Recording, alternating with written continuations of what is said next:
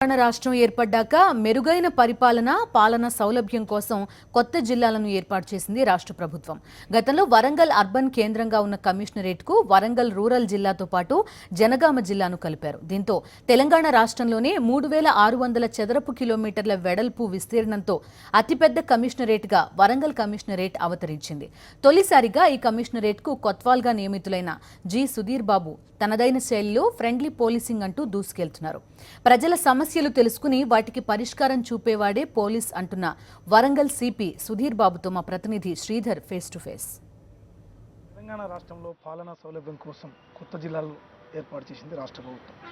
అయితే వరంగల్ కమిషనరేట్కు అదనంగా 2 జిల్లాలు కూడా కలిసి వచ్చాయి. అయితే మొత్తానికి 3 జిల్లాలను కలిపేసి పెద్ద కమిషనరేట్గా హైదరాబాద్ తర్వాత అతిపెద్ద కమిషనరేట్గా ఇక్కడ అవతరించింది. అయితే దీనికి తొలి కమిషనర్గా సుధీర్ బాబు గారు నియమితులైతే సాక్షి టీవీ తరఫున కంగ్రాచులేషన్స్ సార్. అయితే మీ కుటుంబ నేపథ్యం, మీ చదువు, విద్యాభ్యాసం ఎక్కడ జరిగింది సార్?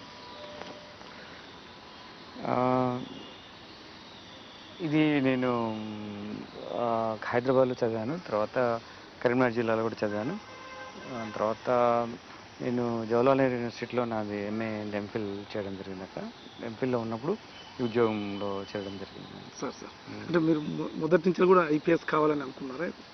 న్యాచురల్లీ సివిల్ సర్వీసే గోల్ ఉండేది. సార్ మీ ఫ్యామిలీ బ్యాక్గ్రౌండ్? నాన్న ఇండిపెండెంట్గా శాసనసభ్యులుగా ఎలక్ట్ కావడం జరిగింది.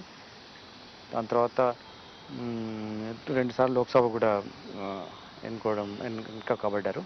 అంటే రాజకీయ కుటుంబం నుంచి వచ్చారు కాబట్టి మీకు ఎప్పుడన్నా రాజకీయాల వైపు వెళ్ళాలని అట్లా ఏమనిపించలేదు? లేదు, మా నాన్నగారు కూడా నేనైతే రాజకీయాలు రావడం మా నాన్నగారు కూడా ఇష్టం లేదు.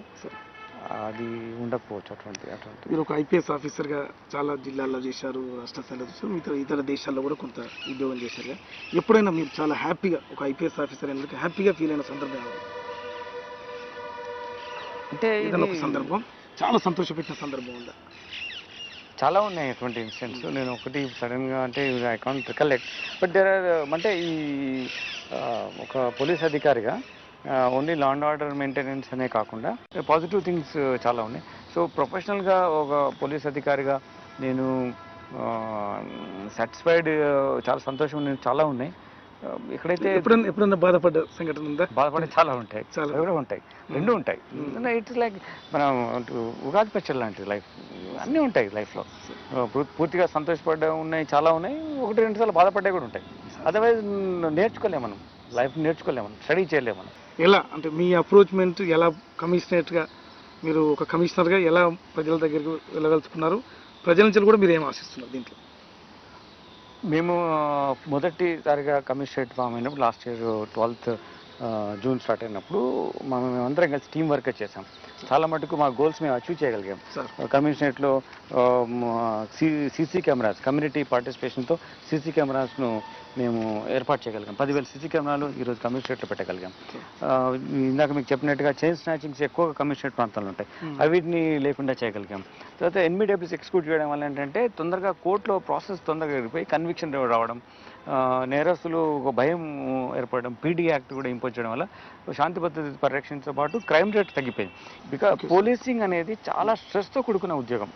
సో ఒక మనిషి ఏదో రకంలో ఆ స్ట్రెస్ అనేది ఆయన డామినేట్ చేసినప్పుడు ఒకసారి ఒక బిహేవియర్ కొంచెం అగ్రెసివ్ ఉండొచ్చు. దానివల్ల కొన్ని చిన్న చిన్నవి ఉండొచ్చు. బట్ ఓవరాల్గా ఏం పర్ఫామ్ చేస్తున్నారు అనేది ఇంపార్టెంట్. దానివల్ల చాలా పాజిటివ్ ఉంది. ప్రజల నుంచి ఎటువంటి మీకు సహకారం ఉంటే సక్సెస్ఫుల్ పోలీస్ అవుతారు? యాక్చువల్లీ నేను ఒకటి చెప్తానండి, ప్రజలు ఎప్పుడు కూడా స్పందించడం రెడీగా ఉంటారు. మనం ఆ స్పందన ఎలా తీసుకుంటాం అనేది మన చేతిలో ఉంటుంది. ఎందుకంటే మీరు ఎక్స్ట్రీమిజం హై పీక్లో ఉన్నప్పుడు కానీ కూడా ఊళ్ళలోకి వెళ్ళినప్పుడు చాలా రెస్పాన్స్ వచ్చింది. అంటే అధికారి కానీ లేకుంటే అక్కడ ఉన్నటువంటి సిచ్యువేషన్స్ కానీ సరిగ్గా అప్పుడు కూడా స్పోర్ట్స్ క్లబ్స్ ఉన్నాయి, క్లబ్స్, విలేజ్ క్లబ్స్ పెట్టారు, మెడికల్ క్యాంప్స్ పెట్టారు, చాలా ఇంటరాక్షన్. ఫియర్లో ఆ టైంలో ఉండేది. ఇప్పుడు ఏంటంటే ప్రజల మనకు బేసికల్లీ ఫెల్ట్ నీడ్స్ అనేది అర్థం చేసుకోవాలి. ఆ ప్రజలకు, ఆ ప్రాంతంలో ఉన్న ప్రజలకు ఎటువంటి నీడ్స్ వాళ్ళు కోరుకుంటున్నారు, ఆ నీడ్స్ ప్రకారం మనం వెళ్ళాలి. మనం అక్కడ ఆ నీడ్స్ ప్రకారం వెళ్లకుండా వేరే తీసుకొస్తే కష్టం అవుతుంది. So first you should study ఆ ఇష్యూస్ ఏమున్నాయి, అక్కడ ఆ ప్రాంతంలో ప్రాబ్లమ్స్ ఏమున్నాయి, ప్రజలు పోలీస్ నుంచి ఏం కోరుకుంటున్నారు, అవి పోలీస్ ఫ్రేమ్వర్క్లో ఉన్నాయా లేవో చూసుకోవాలి. వాటిలో మనం ఇనిషియేట్ స్టార్ట్ చేస్తే మనం వస్తుంది. ప్రజలు నేను ఏం కోరుకుంటున్నాను మీరు అన్నదాన్ని బట్టి చూస్తుందంటే మమ్మల్ని పాజిటివ్గా రిసీవ్ చేసుకోవాలి. మేము కూడా ప్రజలు వచ్చినప్పుడు పాజిటివ్గా మేము రెస్పాండ్ కావాలి. డెఫినెట్గా మేము ఇంకా మాలో ఉన్న చేంజెస్కి మేము ఆల్వేస్ ప్రోగ్రెస్. మేము ఆల్వేస్ మాకు పీపుల్ రెస్పాన్సివ్ పోలీసింగ్ ఉండాలని మేము చూస్తున్నాం. పీపుల్కు రెస్పాన్సివ్గా ఉండే, వాళ్ళ సమస్యలకు రెస్పాన్సివ్గా ఉండే, వాళ్ళ ఫెల్ట్ నీడ్స్ ఏంటి స్టడీ చేస్తే ఆ విధంగా పోలీసింగ్ చేయాలని చూస్తున్నాం. సాక్షి టీవీ మీకు 100% బెస్ట్ ఆఫ్ లక్ చెప్తున్నారు సార్. తప్పనిసరి మీరు అనుకున్న పోలీసింగ్ ఉండాలి, ప్రజల నుంచి కూడా అటువంటి రెస్పాన్స్ రావాలని మేము కూడా కోరుకుంటున్నాం. ఇది కమిషనర్ సుధీర్ బాబు గారు చెప్తున్నారు. మొత్తానికి ప్రజల సమస్యలు ఏందో తెలుసుకొని పోలీసులు పరిష్కరించాలి, అదేవిధంగా ప్రజల నుంచి కూడా మంచి స్పందన వచ్చిందంటే మేము ఎప్పుడు ఉంటాం, మా సేవను కూడా గుర్తించాలని చెప్పి సుధీర్ బాబు కోరుతున్నారు. అమర్తో శ్రీధర్ రెడ్డి.